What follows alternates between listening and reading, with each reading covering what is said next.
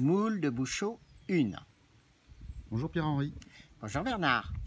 Aujourd'hui, tu vas nous préparer des Petite moule de Bouchot de la Plaine-sur-Mer, c'est bien ça. qui est en Loire-Atlantique, donc pas très loin d'ici, et qui sont des belles petites moules de Bouchot, hein, comme vous pouvez voir. Je les ai juste un petit peu frottées. Et on les a achetées sur le marché, directement du producteur. Ils vendaient également des huîtres, hein, donc voilà. Ce qui est bien, c'est que sur les marchés en France, on peut acheter quand même des produits directement du producteur. Il y a quelques marchands de fruits et légumes qui vendent directement leur production. Et franchement, ça n'a rien à voir avec l'alimentation industrielle. Oui, on peut trouver qui est cultivé en masse au sud de la France, par exemple. Par exemple. D'accord. Donc là, c'est vrai qu'il y a des beaux petits maraîchers et après des producteurs de d'huîtres et de moules. Alors, explique-nous. Alors, on va faire une recette de moule à la plancha qui va sortir un petit peu persillade, mais une persillade un petit peu spéciale parce que en fait, je vais revisiter la moule marinière, mais à la plancha. Donc, mes moules vont cuire avec un petit peu d'huile d'olive sur la plancha et en fin de cuisson, j'ai fait une marinière, une vraie marinière. Donc, on va la montrer.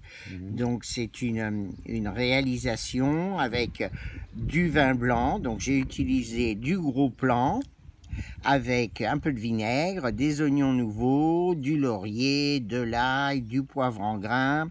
Qu'est-ce qu'il y a d'autre? Du thym, du romarin, bref, des herbes. Donc, c'est très aromatique, c'est très réduit. Donc, j'ai fait réduire ça au moins 20-25 minutes dans une petite casserole.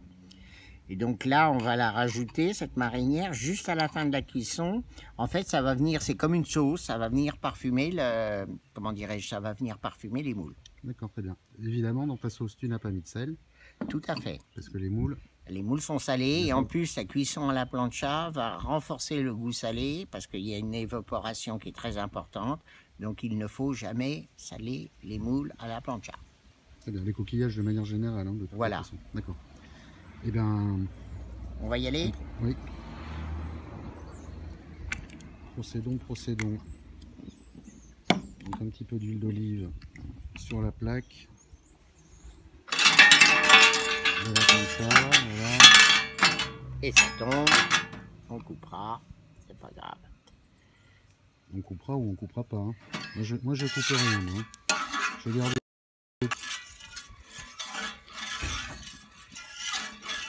Voilà, donc l'importance pour les moules à la plancha, c'est que votre plancha doit être très chaude. Alors, pourquoi elle doit être très chaude? C'est que les moules contenant beaucoup d'eau, vous allez voir la température de la plancha qui va chuter très rapidement et après ça va bouillir. Donc, plus la plancha est chaude au départ, plus la chute de la température sera moins importante. D'accord. Voilà. Okay. Donc c'est une cuisson qui est très rapide. Hein. Dès que les moules s'ouvrent, c'est cuit. C'est pas la peine d'insister. Ça sert à rien. Vous allez avoir des moules qui vont se dessécher, qui vont pas être bonnes, etc. Voilà. C'est bon qu'on s'effraie, oui. Voilà. Donc chaud, ouvert. Ouvert. Dès qu'elles sont bien ouvertes, elles sont cuites. D'accord. Très bien. Donc plancha chaude. Alors effectivement, si on a une plaque, là on est sur une plaque en acier laminé. Et toujours pareil, si on a une plaque plus épaisse. En acier rectifié 12 mm ou en acier chromé, bah là, la chute de température est beaucoup moins importante. Là, ça fait moins sentir.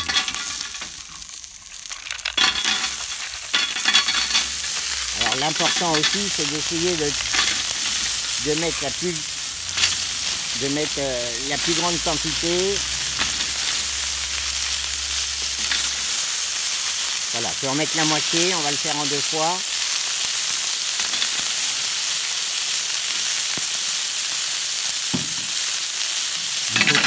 Tu les étales bien.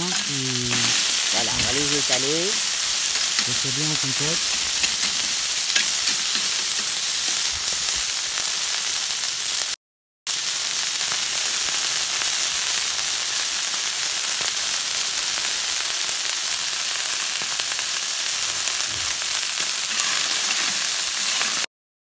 voit qu'elle commence à sauter par endroits, à s'ouvrir.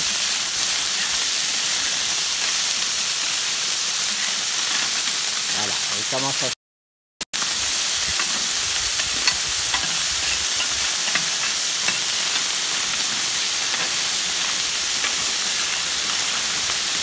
Je vous rappelle que le chef Henri est en vacances. Et le chef Henri, quand il est en vacances, il cuisine à la plancha.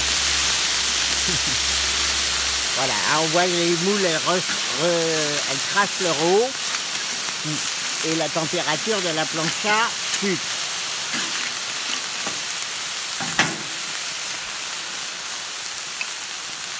Donc à ce moment-là, on peut ajouter la marinière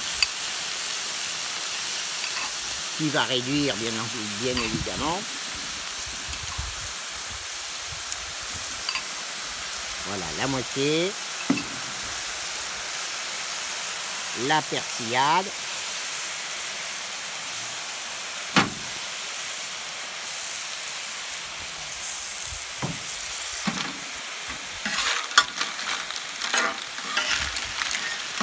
Vous voyez, la température de la plancha a bien chuté. Hein. Oui. Et vos moules, là, sont, pour ainsi dire, à 80% cuites. Ah, la moule de Bouchot, c'est la roche de la moule.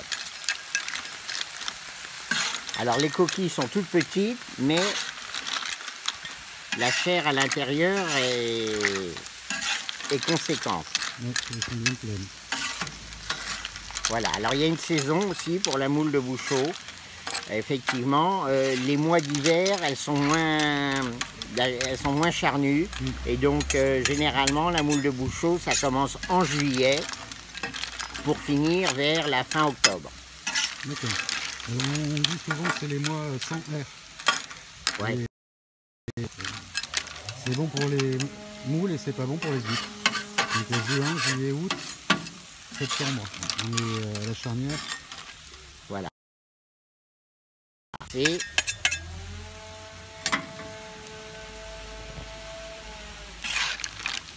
ça sent très bon. donc on est presque à la campagne, je ne sais pas si vous entendez, on entend des tronçonneuses autour, des fois il y a des tondeuses à gazon. C'est les vacances. Et on est en ville, donc voilà, c'est la ville à la campagne et au bord de la mer. C'est une petite ville, hein, quand je parle de ville. Un grand village.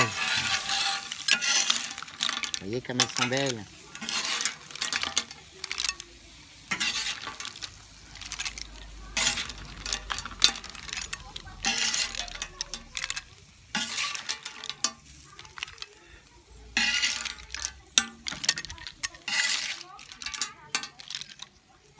Et avec ça, on va manger des frites. Voilà, donc là, on en a eu, elles étaient à 4 € à peu près le kilo. Oui. Les moules, on compte... presque 5 € quand presque même. Presque 5 €.